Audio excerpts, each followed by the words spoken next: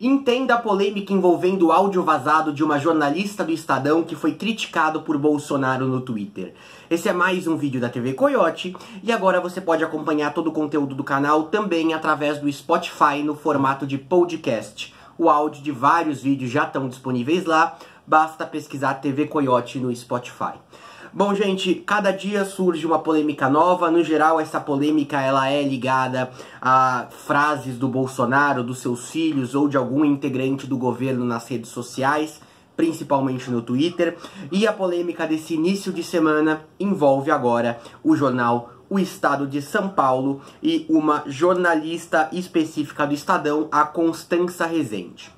Tudo começou nesse final de semana quando um blog que fica dentro do site de um jornal francês, Mediapart, eu não sei como é a pronúncia, não consegui encontrar a pronúncia correta, mas pegando a forma de escrita, Mediapart, um jornal fundado em 1982. Nesse áudio, a jornalista Constança Rezende do Estadão, ela participa de uma espécie de entrevista que foi feita durante o mês de janeiro, quando ela se encontrava na Europa.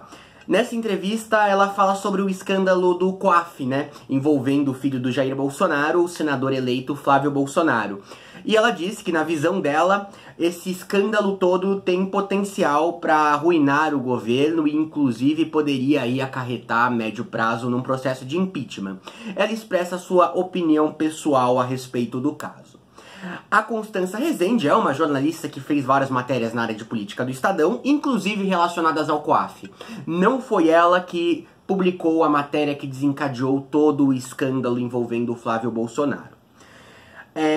A pessoa que a entrevista não tinha sido identificada. Esse áudio foi publicado num blog que fica dentro, como eu falei anteriormente, do site deste jornal francês. O dono desse blog se chama Jawad Halib. Ele defende o Bolsonaro desse texto e critica a postura da jornalista do jornal O Estado de São Paulo. Isso ficaria restrito apenas aos leitores dessa página. Só que um portal e um canal aqui do YouTube também de direita, apoiador ferrenho do Jair Bolsonaro, chamado Terça Livre, replicou a notícia francesa no seu Twitter. Logo em seguida, você teve aí o Jair Bolsonaro republicando o áudio da jornalista do Estadão junto à manchete do Terça Livre. O Terça Livre acusava a jornalista Constança Rezende de ter dito que o Estadão estava trabalhando para arruinar Flávio Bolsonaro e a gestão de Jair Bolsonaro. As aspas dadas pelo Terça Livre não condizem com o conteúdo do áudio. Eu vou disponibilizar o áudio no final desse vídeo aqui pra vocês. O trecho do áudio que gerou a polêmica toda. Logo em seguida, uma grande repercussão, principalmente por parte da imprensa, criticando a postura do Jair Bolsonaro, dizendo que ele estava se valendo de notícias falsas para criticar a cobertura do jornal. Bem numa semana, inclusive, em que o Estadão publicou uma entrevista com o Paulo Guedes, que animou aí o mercado financeiro com relação à reforma da Previdência. Então, até aliados criticaram, dizendo que isso seria contraproducente. Um movimento muito parecido com o que a gente observou nos escândalos que a gente viu recentemente, o Golden Shower, a questão envolvendo agora também essa onda do Olavo de Carvalho no Ministério da Educação, que eu publiquei no sábado, a questão do Bebiano e por aí vai, uma coisa atrás da outra que gera essa polêmica toda. O site jornal francês Mediapart, depois de toda a polêmica já estava gerada, fez uma publicação no Twitter. Essa publicação no Twitter, ela contesta a versão divulgada pelo Terça Livre. Ela diz que não tem qualquer responsabilidade sobre a reportagem publicada porque ela foi publicada num blog que qualquer leitor do jornal pode escrever. Equivaleria então aí a um post de Facebook. Qualquer um pode fazer, não tem nenhuma ligação com a redação do jornal, não tem nenhuma ligação sequer com algum jornalista ou qualquer funcionário do jornal. É como se fosse uma rede social feita para os leitores se expressarem. A entrevista foi feita pelo Alex McAllister. Ele seria um suposto estudante que estava interessado em fazer um estudo comparativo entre o Donald Trump e o Jair Bolsonaro, com esse discurso que ele fez a gravação do áudio com a Constança Rezende. Exatamente esse áudio que foi vazado para esse blog, republicado pelo Terça Livre, republicado pelo Bolsonaro, gerou toda a polêmica e agora o jornal francês Mediapart se retifica e diz: não temos absolutamente nada a ver com isso. A realidade é que isso torna ainda mais conflituosa a relação do Jair Bolsonaro com a imprensa, especialmente com a imprensa tradicional. Ele já mantinha uma relação terrível com o Globo e Folha de São Paulo. Agora, o terceiro jornal dominante no meio impresso e também muito relevante no meio digital, o Estado de São Paulo, também passa a ter esse atrito. O jornal vem dedicando boa parte das suas matérias agora a responder às críticas de Jair Bolsonaro, também do portal Terça Livre, do canal e do seu dono Alan dos Santos. E, como vocês viram, o jornal francês se deu ao trabalho de publicar uma nota em português. Segue o áudio para vocês. O inglês da repórter não é bom. Além disso, o áudio não está com uma qualidade de gravação boa, o que gerou questionamentos até por parte do próprio Estadão.